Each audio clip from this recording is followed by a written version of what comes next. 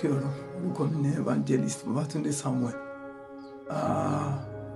Mo kí olùgbọ́ mi ní orúkọ Olúwa. Ohun tí mo fẹ́ bá wa sọ̀rọ̀ lé lórí ní kúkúrú, òun ló dá lórí ohun tó ń ṣe okùnfà ìṣubú ọ̀pọ̀lọpọ̀ àwọn ọmọ Ọlọ́run.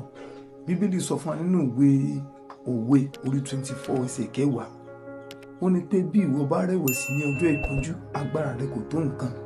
Tá bá wo ohun tó kúnnú ayé lónìí, a rí pé rògbòdìyàn ayé pọ̀, ìdààmú ayé pọ̀ lóòótọ́ àti lódodo. A rí pé nítorí rògbòdìyàn àti wàhálà ayé yìí mú kí ọ̀pọ̀lọpọ̀ onígbàgbọ́ kó bojú wẹ̀yìn kó lẹ́yìn Kristi. Jésù tìkára rẹ̀ sọ fún wa nínú ìwé Jòhánù orí 16 ẹsẹ̀ 33. Ó ní nínú ayé ẹ ní ìpọ́njú, ṣùgbọ́n ẹ tújú ká torí pé mo ti ṣẹ́gun ayé. Dandan ni ìṣòro nígbàgbọ́, ṣùgbọ́n ìhàwó là ń kọ sí ìṣòro tá a ní. Tá bá dẹ̀ wò, a rí pé ìṣòro àti ìdààmú àwọn Ọlọ́run ó pọ̀ gidi gan. Gẹ́gẹ́ bí ìwé mímọ́ ti sọ fún wa pé púpọ̀ ní ìpọ́njú àwọn olódodo, ṣùgbọ́n Olúwa yóò gbà wọ́n nínú gbogbo rẹ̀. Ọlọ́run ṣèlérí pé òun yóò gbà wá, ṣùgbọ́n Ọlọ́run kò dá ìgbà àti àkókò tí yóò gbà wá. Ìrèdí nìyẹn tí ìṣòro bá ti pẹ́ jù nínú ayé onígbàgbọ́, ọ̀pọ̀lọpọ̀ onígbàgbọ́ á rẹ̀wẹ̀sì, wọ́n á sì bojú ẹ̀yìn. Kò rọrùn fẹ́ni tó bá jẹ́ onígbàgbọ́ tòótọ́ láti ṣe rere bọ̀rọ̀. A rí pé ọ̀pọ̀lọpọ̀ ọmọ Ọlọ́run ló ti pé àti lọ́kàn wọn máa ń nira. Ọ̀pọ̀lọpọ̀ ọmọ Ọlọ́run ló yẹ pé àti rọ́mọ bí wọn ó máa ń nira. Ọ̀pọ̀lọpọ̀ ọmọ Ọlọ́run ló ṣe pé àti rówó náà wọn ó máa ń nira.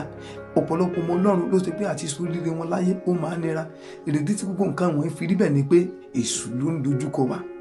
Èṣù ló fẹ́ ká sẹ́ ìgbàgbọ́. Èṣù ló fẹ́ ká padà sẹ́yìn.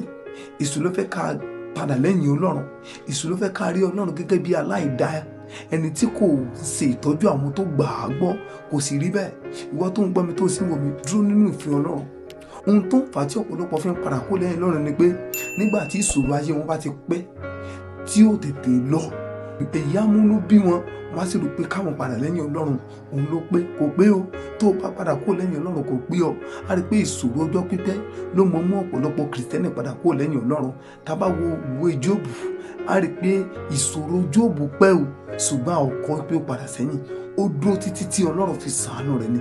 Ó dúró títí tí ìlérí Ọlọ́run fi ṣe nínú ayé rẹ̀ ni. Ìwọ tó ń wò mí tó sì ń gbọ́ mi tó jẹ́ ọmọ Ọlọ́run, jọ ohunkóhun tó ń rí ìdojúkọ rẹ, bóyá àti rọ́kọ ni, bóyá àti rọ́mọ bí ni, bóyá àti ríṣẹ́ gidi ni, má jẹ́ kí àwọn nǹkan wọ̀nyí wọ́n jọ mú kí ìrẹ̀wẹ̀sì bá ọ láti padà kó lẹ́yìn Ọlọ́run.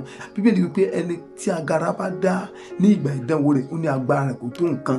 Èyí túmọ̀ sí pé ìforítì rẹ̀ kò tó nǹkan kan. Jésù sì wípé ẹnikẹ́ni tó bá forítì dópin là ó gbàlà. Má jẹ́ kí ìṣòro rẹ tó kọ̀ tí ò lọ, àìní rẹ tó kọ̀ tí ò lọ, ìpọ́njú rẹ tó kọ̀ tí ò lọ yẹ, má jẹ́ kí yóò ṣe okùnfà àwọn tí Sátánì ó lò láti bì ọ́ ṣubú kò nínú Ọlọ́run. Torí pé tó bá rí ọ bì ṣubú kò ní jẹun tí ó sùn o. Rántí pé inú ayé la bá ìṣòro, inú ayé sì láti fi ìṣòro sílẹ̀ sí. So nítorí náà mo ń bí ọmọ rọ̀, ìwọ tó jó ojúlówó ọmọ Ọlọ́run, má jẹ́ kí ìṣòro rẹ, ìdààmú rẹ, ìnira rẹ tàbí ohunkóhun tó ń là kọjá mú jò mú kí ọkàn rẹ rọ̀ sí láti padà lẹ́yìn Ọlọ́run. Mo gbàdúrà pé Ọlọ́run yóò ràn ọ́ lọ́wọ́ dópin, àti èmi àti rẹ a ò ní bojú wẹ̀yìn. Ní ìparí kí n tó lọ, Jésù sọ pé kò sí ẹnikẹ́ni tó fọwọ́ kó ìtúlẹ̀ tó bojú wẹ̀yìn tó yẹ fún ìjọba Ọlọ́run. Nítorí náà mo bẹ̀ ọ́, forítì ohunkóhun tó lè wù kó máa là kọjá. Má jẹ́ kí èyí mú ọ mìkàn láti rò pé kó bá padà kó lẹ́yìn Ọlọ́run ni yóò mú solution wá. Tó bá padà kó lẹ́yìn Ọlọ́run, mo fi dá ọ lójú pé solution ò ní wá o. Tó bá sì jẹ́ wá rí solution yóò lè last. Máa rántí pé o ò mú ohunkóhun wá sínú ayé, o sì ní mú ohunkóhun lọ. Rántí ọjọ́ àti sùn, rántí ọjọ́ ìdájọ́. Èyí ni kó máa wò, kó sì máa rántí, kó lè mọ̀ mọ́ súnmọ́ Ọlọ́run sí, kó mọ̀ bá rẹ̀ sí ní ìkóríta ìṣòro rẹ̀. Jésù yóò ràn ọ́ lọ́wọ́.